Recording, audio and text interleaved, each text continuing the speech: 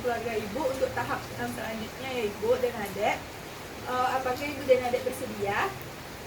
Dengan rentang waktu 10-20 menit ya ibu dan adek.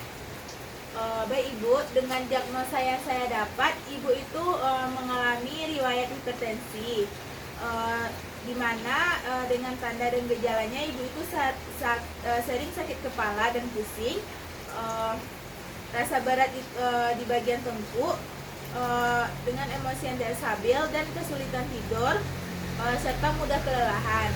Dengan diagnosa keperawatan yang saya dapat, yaitu diagnosa yang pertama ada perfusi krita tidak efektif berhubungan dengan peningkatan tekanan darah.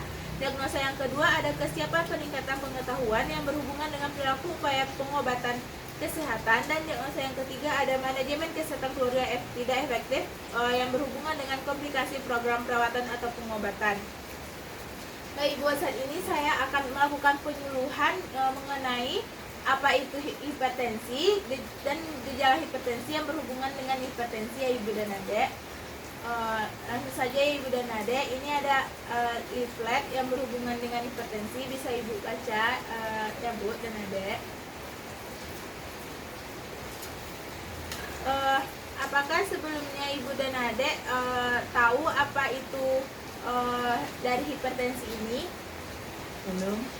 Hipertensi adalah sebagian peningkatan tekanan darah sistolik sedikitnya ada 140 mm/Hg atau tekanan distolik sedikitnya 90 mmHg. Hipertensi ini tidak hanya berisiko tinggi yang menderita penyakit jantung, tetapi juga menderita penyakit lain seperti penyakit saraf, ginjal, dan pembuluh darah. Dan makin tinggi tekanan darah, makin besar resikonya. Hipertensi ini terdapat dalam dua golongan, yaitu hipertensi primer dan hipertensi sekunder, di mana hipertensi primer ini tidak diketahui penyebabnya, yang biasanya dihubungkan dengan faktor keturunan, kebiasaan hidup, konsumsi garam dan lemak tinggi, dan stres. Sedangkan hipertensi sekunder ini adalah penyebab umum yang diketahui secara pasti seperti gangguan pembuluh darah dan penyakit ginjal. Tanda dan gejala dari hipertensi ini itu ada sakit kepala dan pusing. Yang kedua ada ngeyer atau itu dalam bahasa Jawa terasa melayang. Ada rasa berat di bagian tengkuk, emosi yang tidak stabil, telinga yang berdengung, kesulitan tidur, dada yang berdebar, mata berkunang-kunang, mual dan muntah. Faktor yang mempengaruhi terjadinya hipertensi ini ada risiko yang sangat tinggi ya ibu. Yang pertama ada obesitas, yaitu orang perokok. Yang ketiga peminum alkohol. Yang keempat ada penyakit diabetes mellitus dan jantung. Yang kelima ada wanita yang tidak menstruasi. Yang keenam stres. Dan yang ketujuh kurangnya olahraga. Yang kedelapan ada diet yang tidak seimbang mengenai makanan yang berlemak.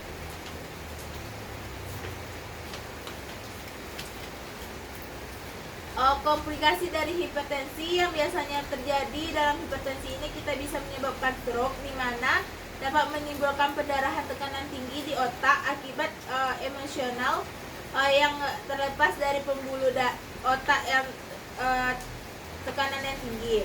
Yang kedua ada infeksi mikrodium, yang dimana itu ada penyakit jantung yang terjadi apabila arteri honor yang arteriosklerotik tidak dapat mensuplai cukup oksigen ke miokardium, atau apabila tersebut trombus yang menyumbatnya aliran darah melalui pembuluh tersebut.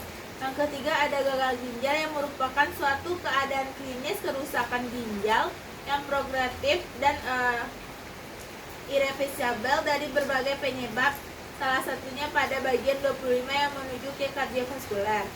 Cara ibu mengatasi pencegahan penyakit hipertensi ini dengan mengkonsumsi makanan yang rendah lemak dan kaya serat seperti roti dari biji-bijian utuh, beras merah, serta buah-buahan.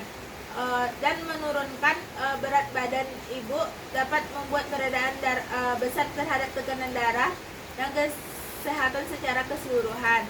Lalu olahraga yang teratur seperti bersepeda atau jalan cepat selama 2 hingga 3 jam per minggu dapat membantu menurunkan tekanan darah dan menjaga kesehatan jantung serta pembuluh darah. Yang ketiga, tidak merokok. Meski merokok tidak secara langsung menyebabkan hipertensi ini, jadi kebiasaan ini dapat memperbesar resiko serangan jantung dan stroke dengan menyempitnya arteri. Yang kelima adalah terapi relaksasi, di mana terapi relaksasi ini seperti yoga atau dapat membantu mengendalikan stres yang dapat berkontribusi terhadap hipertensi ini. Makanan yang harus ibu hindari atau makanan yang harus ibu anjurkan dalam penyakit hipertensi ini, ibu harus mengkonsumsi sayur-sayuran hijau kecuali daun singkong, daun melinjo dan melinjonyo. Yang kedua ada buah-buahan kecuali buah durian. Yang ketiga ada ikan laut tidak asin, terutama ikan laut air dalam seperti kakap dan tuna. Yang ketiga ada telur, boleh dikonsumsi maksimal 2 butir dalam 1 minggu dan diutamakan putih telurnya. Yang kelima ada daging ayam kecuali kulit, jeroan dan otak karena banyaknya mengandung lemak. Makanan yang harus ibu hindari dalam hipertensi ini ada makanan yang diawetkan seperti makanan kaleng, mie instan, minuman kaleng. Yang kedua ada daging merah segar seperti hati ayam, sosis sapi, daging kambing. Yang ketiga ada makanan berlemak dan bersantan tinggi serta makanan yang terlalu asin ya ibu. Apakah sekarang ibu sudah tahu mengenai hipertensi ini? Ya.